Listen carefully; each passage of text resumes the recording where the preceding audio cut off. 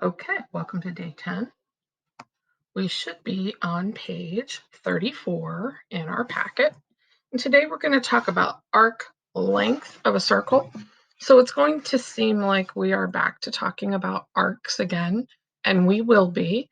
It's going to be really important to remember that an entire circle has 360 degrees.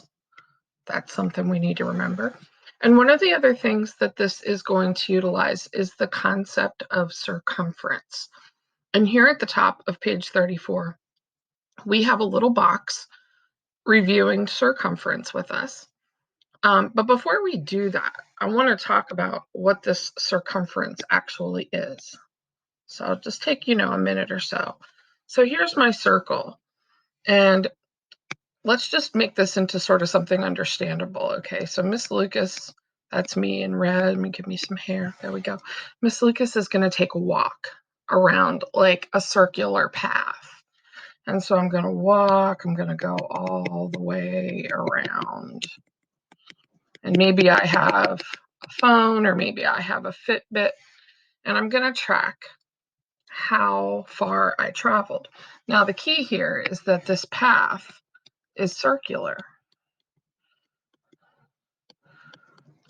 So the distance that I walk has a special word, and that's that word circumference. So the circumference of the circle you can think of as how long that path would be if you walked it. Okay, so it could be in feet, and it could be in inches, and it could be in meters or miles, but it's going to be some distance. So circumference it's either a length or a distance, depending on the circumstances. So I'll write that here. And that's not really in your packet, but I know it might have been a while since we saw circumference. And so I just wanted to kind of give you a little reminder on what that is. Now, how do we calculate that? Well, like I said, if I had a phone or a Fitbit, maybe it would track the distance that I walked. But if I didn't have that and I knew, remember that's a terrible line. I'm so sorry. Remember, that's the radius. Or if I knew all the way across, remember that's the diameter. If I knew those, there is a formula that we can use to calculate circumference. Okay, so let's look at page 34. Let's go up to the top and look at the words.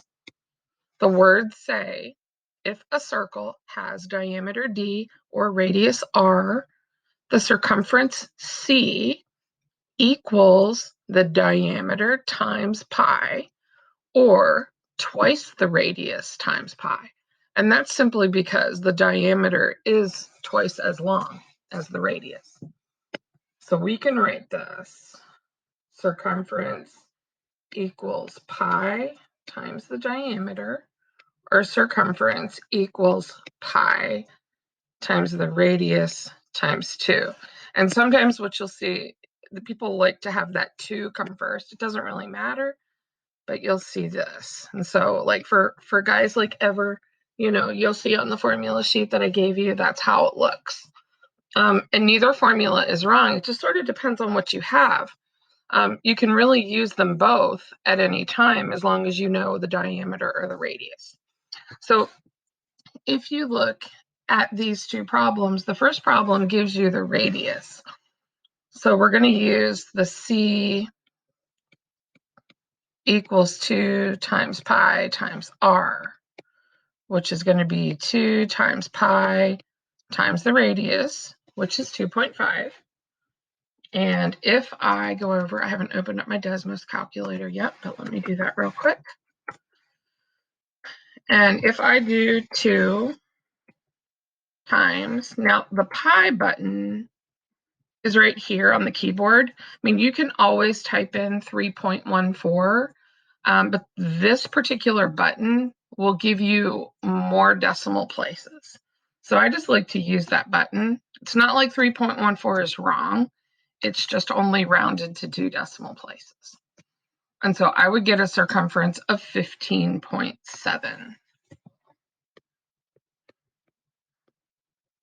And I don't know what that is. It doesn't say feet or whatever. Like this one says feet. I don't know what that is. So we'll just leave it as 15.7. Now this one, 4B, says diameter is 16 feet. So I'm going to use that one that is pi times the diameter, or pi times 16. And sometimes problems will leave it like 16 pi. They'll just say, hey, leave it in terms of pi. And we'll be talking more about that later on. So let me type in pi. And you don't even really need to hit the multiplication button, but I'm gonna, just to make sure we are aware that it is multiplication. So I would say 50.2 or 50.3. We really weren't given any directions for rounding. So I'm just gonna round to 50.3 feet. Okay, now when we talk about, why are we talking about circumference? Well, when we talk about this concept that we're talking about today called arc length, right here, arc length.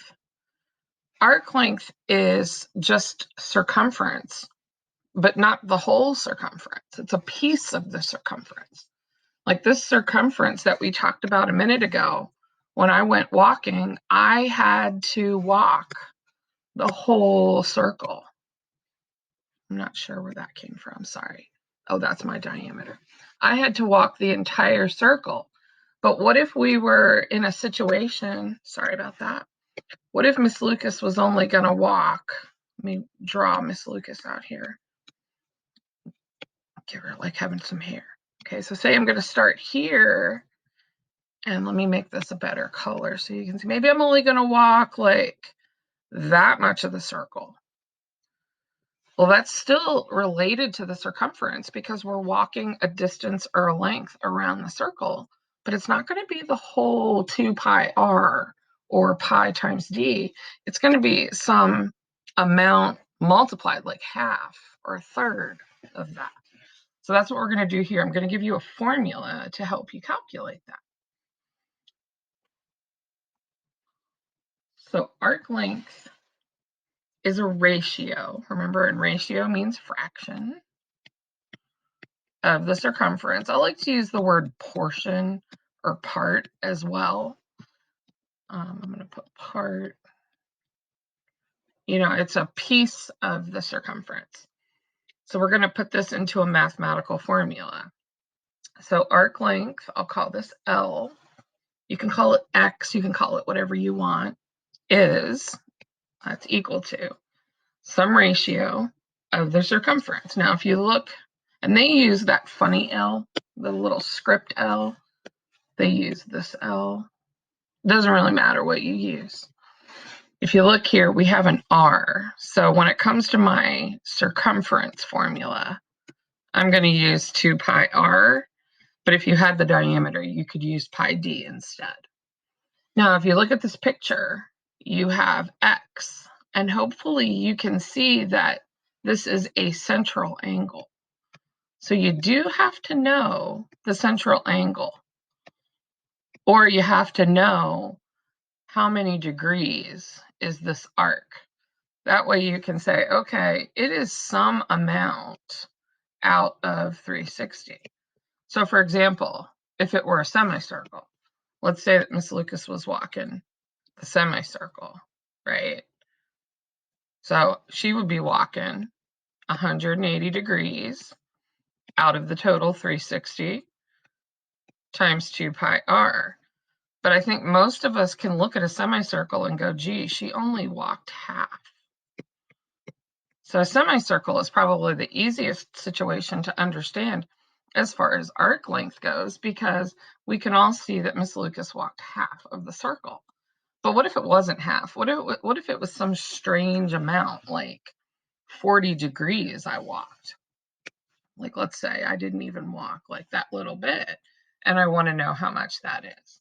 Well, then having this ratio, this however many degrees out of 360, is going to help us be really accurate.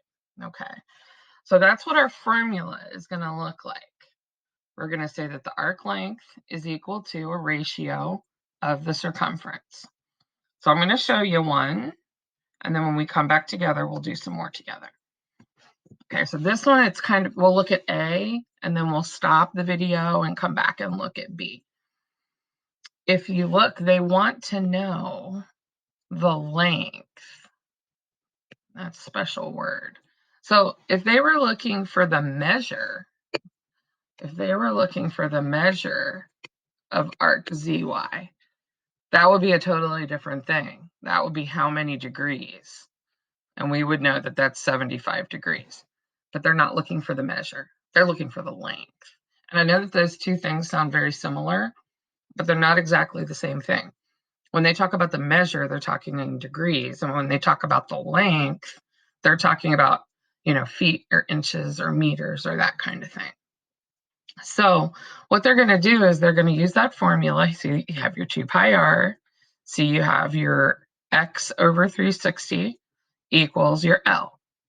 So your L equals, okay, this is 75 degrees out of the 360. And my radius, 2 pi r, is 2 times pi times 4. And I'm going to go type that into the Desmos calculator to show you what that looks like. I like to click the division sign first. See how I'm hovering over the division sign? Because that way I can type in that ratio really easily. Now look, I'm not going to put any multiplication in there. It knows that I am multiplying. Oops, there we go, 2 pi 4. Now, let's see if we got the right answer. 5.23 something something. Yes, we did. So you can just as easily put those multiplication symbols in there. Multiply, multiply, multiply. And you're still going to get the same answer. When you don't put a plus or a minus or a division sign or some other operator, the Desmos calculator assumes that you're going to be multiplying. So this is really nice because we can just sort of take all those out and we get the same amount. But that's how we would put it in. And I'll be showing you that more in class. Okay, so we're going to end the video here. When we come back together, we're going to be on page 35 at the top, looking at problem B. And before I do that, I'm just going to highlight what they're looking for, ZY. Okay, see you in a couple. Thank you for watching.